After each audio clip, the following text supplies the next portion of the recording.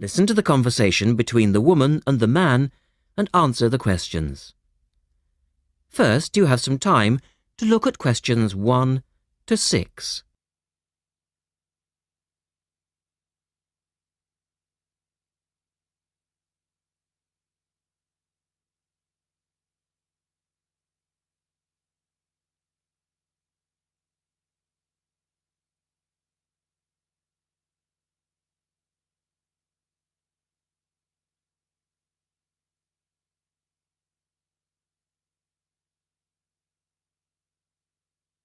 You should answer the questions as you listen because you will not hear the recording a second time.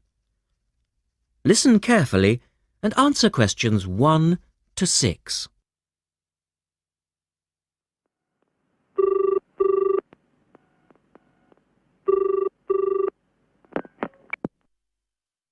Thank you for calling Millennium Office Supplies. If you would like to place an order, please press 1. Your call has been placed in a queue. A customer service operator will be with you shortly.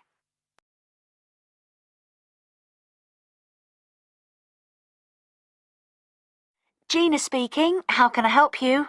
Oh, hello. I'd like to order some stationery, please. And who am I speaking to? John Carter. Right. Can I just confirm your account number and the name of your company, John? Sure. The account number is 692411. 692411. Right. And you're from Rainbow Computers? No, the company is Rainbow Communications. Oh, OK. I'll just fix that on the system. Communications. And what would you like to order, John? Envelopes. We need a box of A4, that is, normal size envelopes. White, yellow or manila? We'll have the plain white, please. But the ones with the little windows. OK. One box, A4, white. Just the one box, was it? On second thoughts, make that 2 boxes. We go through heaps of envelopes. As a matter of interest, are they made from recycled paper? No, you can't get white recycled paper. The recycled ones are grey, and they're more expensive, actually. Right, we'll stick to white then. Something else, John? Yes, we need some coloured photocopy paper. What colours do you have? We've got purple, light blue, blue, light green, whatever you want, pretty much. There are 500 sheets to the pack. Right, let's see. We're going to need a lot of blue paper for our new price lists. So can you give us 10 packs, please? Make sure it's the light blue, though. 10 packs of the light blue. The woman asks the man if he needs anything else. Look at questions 8 to 10.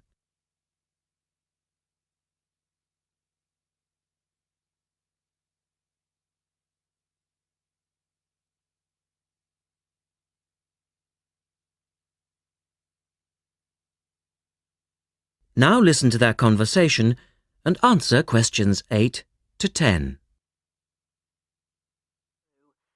Anything else that we can help you with?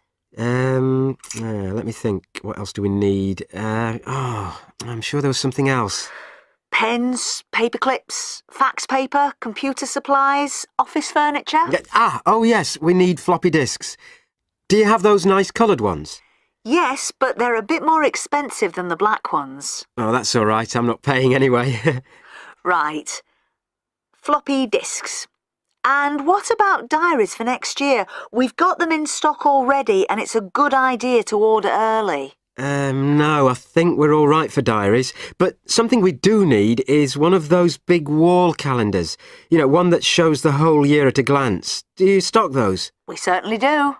OK, can you include a wall calendar then, with the other stuff? Just make sure it's got the whole year on the one side. Sure. And do you have a copy of our new catalogue? No, I don't, but could you send one? Yes, I'll pop one in with the order.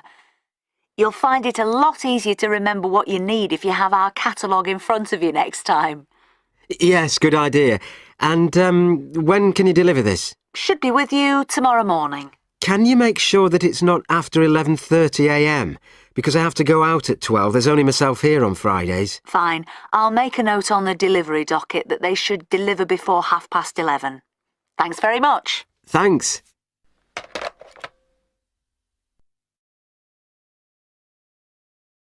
That is the end of part 1. You now have half a minute to check your answers.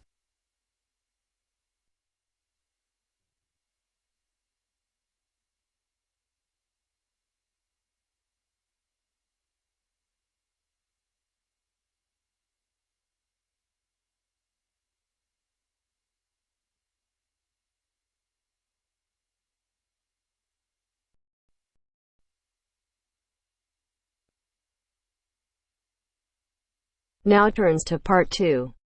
Part 2. Zoe goes to talk to her academic advisor.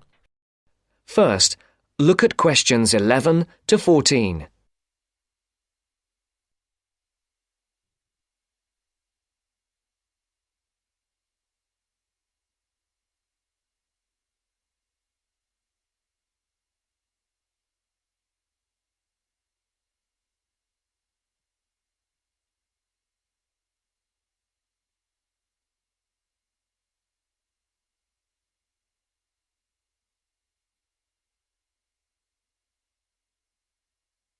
Listen carefully. How are you getting on, Zoe? Feeling at home yet? Well, more or less. There are still some things I need to buy, and I haven't found my way to all the facilities yet, but I really love the campus, and I've already made a few friends. Fantastic. Now let's see what we can do to get your studies off to the right start too. You're on the foundation course, so you can take up to 8 modules. What we advise is that you take 4 modules in the first semester and, assuming everything goes well, 4 in the second. Have you decided which you want to take in this semester? I haven't made my mind up yet. I can't decide whether to take Principles of Marketing or Introduction to International Trade. Well, that depends on your career goal. You're planning to work in the biotechnology sector, aren't you? Well, that's my present thinking, but I guess I might change my mind. Right, well, marketing is a broad general subject that you will find really useful in a number of careers. International trade, on the other hand, is more specific. That's fine if you're sure it's the sort of work you want to do. A lot of students start off thinking about that option because it seems glamorous, but marketing can also be an exciting career, and there's a wide choice of jobs. Maybe you ought to wait until your career ideas are a bit more definite before you go down that road. Yes, I see. I could take International Trade next year, couldn't I? Sure. You could do international finance as well. So, in your first semester, you've got Principles of Marketing, Introduction to Economics, Banking and Finance, and let's see, Principles of Financial Accounting. How do you feel about that as a package? It's okay, I think. Before the broadcast continues, look at questions 15 to 20.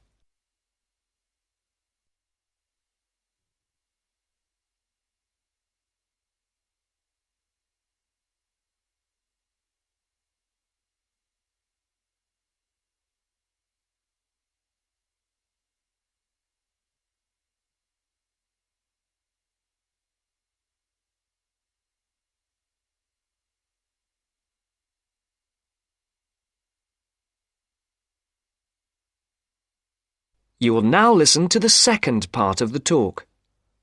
But I'm a bit worried about the maths. There'll be some statistics to do, won't there?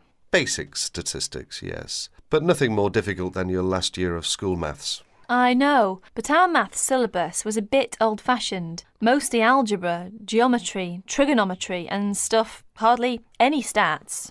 Right, well, it sounds as if you could do with the maths brush-up course. Can I arrange for you to attend just the classes on statistics, if you like? That'd be great. I didn't want to do the whole of maths again, but the stats classes would make me feel much more confident, thanks. Hang on a minute, there's one more thing. Your English. Now, you know you have to reach a satisfactory standard in English by the end of your first year to be allowed to go on to the main BSc course. Yeah, Now I'm in an English-speaking environment and I have to speak English all the time. I'm sure I'll be all right. It certainly helps, but speaking isn't everything. You'll have to get your reading up to the standards where you can understand the books on your course reading list quickly. To get the information and ideas, you need to write your essays. That means you have to develop a high level of comprehension skills. You'll never get through the course material if you try to read the books intensively from cover to cover. That's why our language skills development program gives you a series of graded academic texts to study and answer questions on a limited time. You'll probably find it hard at first, having to work against the clock without a dictionary. How can I improve my skimming and scanning skills? Good question. For that, you'll have to do a range of specially designed exercises. Sometimes these will be from a transparency, because it is often how the lecture material is presented. Sometimes I think I'll never learn all the vocabulary. English is such an enormous language. I know what you mean. English is the biggest language ever, at least 350,000 words. Even Winston Churchill only knew 60,000, so they say. But as an academic student, you can get a lot of help from the academic word list by Avril Coxhead of Victoria University. That's in Wellington, New Zealand. I've studied word lists, of course, but how does this one help? The academic word list is based on a survey of 3.5 million words of academic text. It contains 570 families of the words most commonly found in academic texts. Well, that's apart from the 2,000 most useful words in English. They come in a separate list. You can see copies of both in the library. You said word families. Do you mean words that are similar? In a way, yes. It means that all the different grammatical forms of a word are listed together, so you can see the nouns, verbs, adjectives, forms with prefixes and suffixes and so forth. It'll be clearer when you look at it. Anyway, Avril Coxhead gives you really great hints about how to learn the words, so it shouldn't be too daunting. The trouble is, I tend to forget the words I learn. Well, there are two ways you can tackle that. First, always try to learn the words in a context. Either learn a whole sentence using a word, or learn a phrase that the word typically comes in. We call phrases like that collocations. That's a new one on me. Collocations. I'd better make a note of it. You do that. You can find collocations in most modern dictionaries. Anyway, as I was saying, there's a second study aid I recommend for vocabulary learning.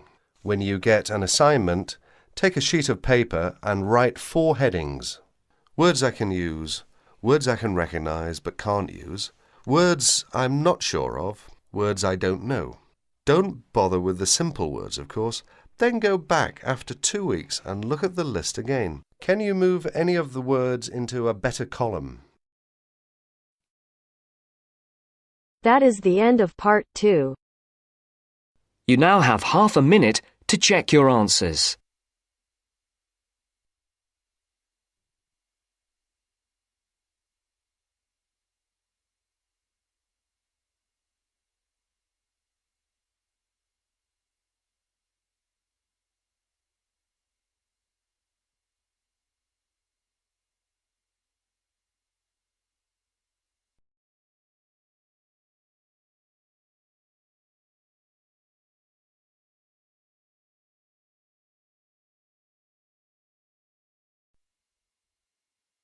Now turns to part 3. Part 3. You'll hear a conversation among 2 students and their tutor about the presentation they are going to make at the tutorial class. First, you have some time to look at questions 21 to 26.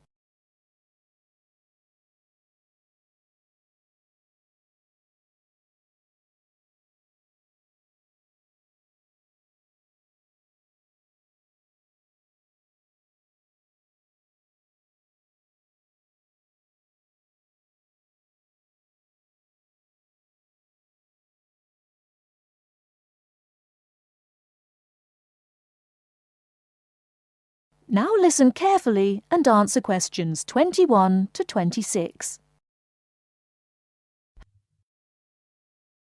Right, Jason and Karen. How are your presentations for the next tutorial class? I feel a bit nervous. I haven't done that before. Although many of my classmates in the same tutorial group have finished theirs, but I think them a little uninteresting because they just read out their notes. I hope mine will be more attractive It seems you have a higher demand for yourself. As for me, I have no sense of uneasiness because I made one last semester, but I feel no sense of satisfaction about it. It lacked strong arguments, I think. How much did you get for the last presentation, Jason?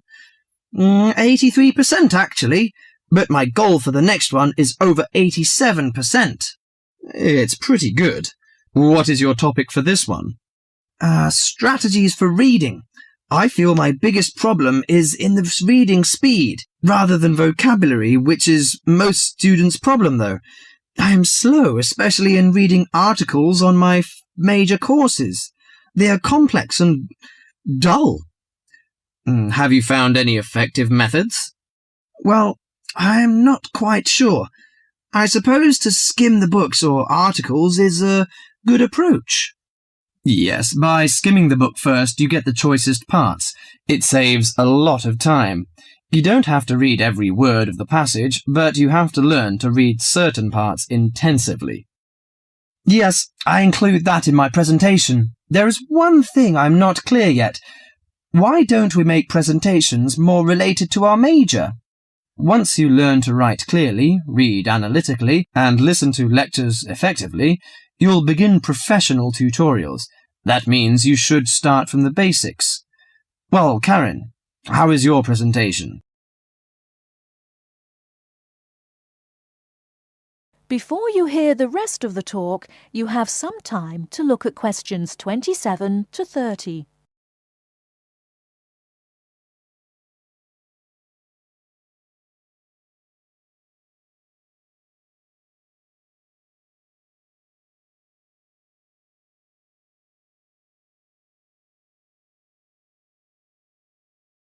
Now listen and answer questions 27 to 30. Oh, Karen, how is your presentation? I am still in a panic. I want to find some more interesting topics about writing, but I wonder what articles I can refer to, because there are so many of them. Did you get the list of the reading materials handed out last class? Yes, but there are over 20 on it. I have only a week to prepare, so I wonder if Okay, you could... let me give you some suggestions. You needn't read them all because some of them deal with the same issue. The article by Halsworth is really worth reading. It covers the aspects of organising the thoughts and ideas. Okay, Halsworth. You should also read the article by Jackson, but just look at the part on research methodology, how they did it. Right, I'll read that one. You should also read the article by Fisher, but just look at the part on the writing plan. That is, how to plan your writing in a systematical way. Okay, Fisher, got that. And if you have time, the one by Risewell says very relevant things. It teaches how to title your articles and make it appealing. You should finish the whole book. Okay. Now, the one by Burns, if I were you, I wouldn't bother with the whole passage. Just read the conclusion, which summarises the use of rhetoric. Oh, now I understand. Thank you very much. That is the end of part 3. You now have half a minute to check your answers.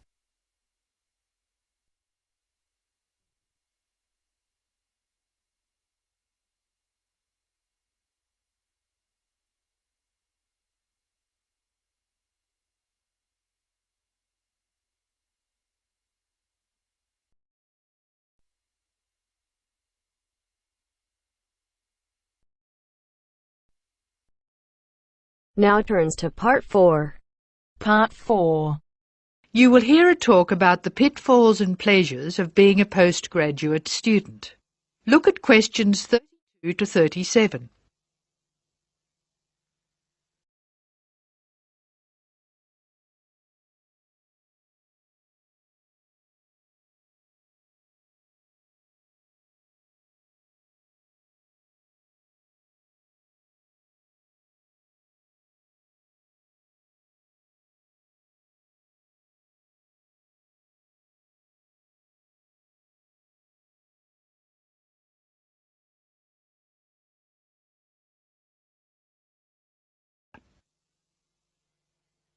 Postgraduates are about as easy to define as catching steam in a bucket.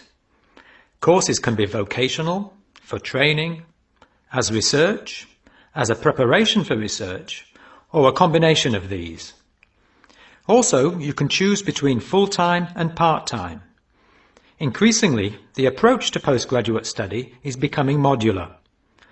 The vast majority of postgraduates are doing short, taught courses, many of which provide specific vocational training. Indeed, there has been a 400% increase in postgraduate numbers in Britain over the past 20 years. Current figures stand at just under 400,000. People undertake postgraduate study for many reasons. These may be academic, intellectual challenge, development of knowledge; vocational, training for a specific career goal; or only vague, drifting into further study. It is essential that you determine the reasons you want to become a postgraduate. If you have clear goals and reasons for studying, this will enhance your learning experience and help you to remain focused and motivated throughout your course. Where you study should be based on much more than the course you want to do. For some courses, you're likely to be there for several years, and it is important that you are happy living there. Check also what type of accommodation is available, and whether the institution provides any housing specifically for postgraduates. Choosing an institution and department is a difficult process. To determine quality, do not rely on the reputation of an institution, but find out what the ratings are from the most recent assessment exercises. Find out about the staff, their reputation, competence, enthusiasm, and friendliness. Visit the department if possible, and talk to existing postgraduates about their experience, satisfaction, comments, and complaints.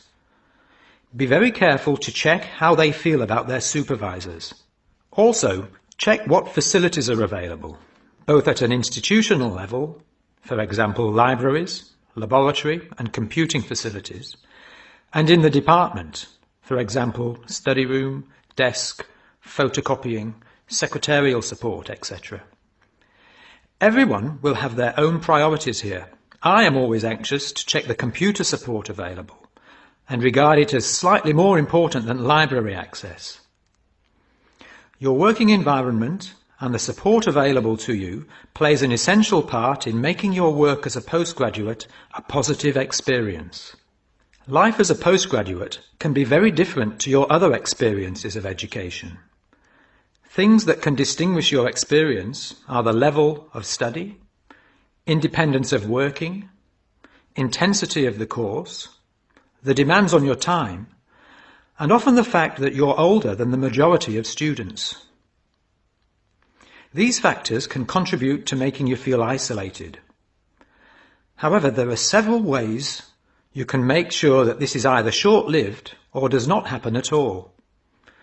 Many student unions have postgraduate societies that organise social events and may also provide representation for postgraduates to both the student union and the institution. Departments can also help to create a sense of identity and community, and often have discussion groups available. Don't be afraid to talk to staff about any difficulties you might be having. Of course, universities provide counselling services, but we have found that the best advice comes from talking to other postgraduates who may have faced similar difficulties. Look at questions 38 to 40.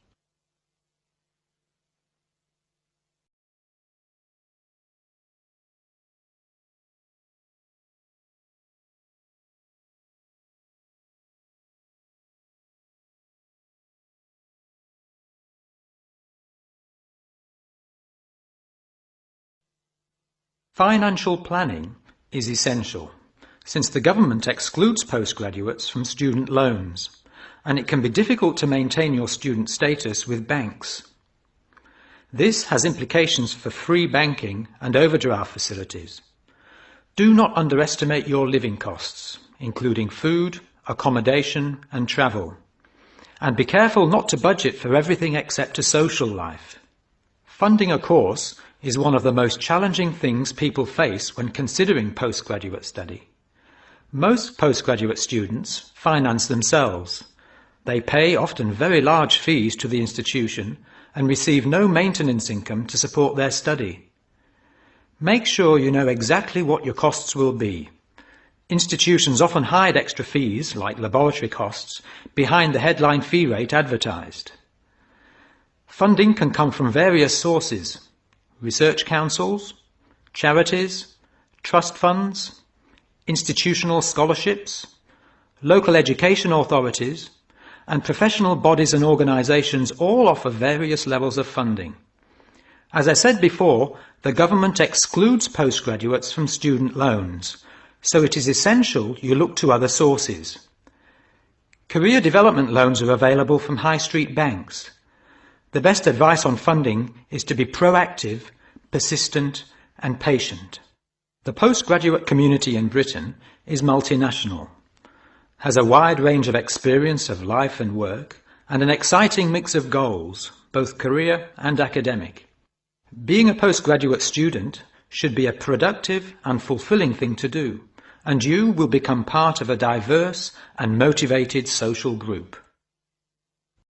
That is the end of part 4. You now have half a minute to check your answers.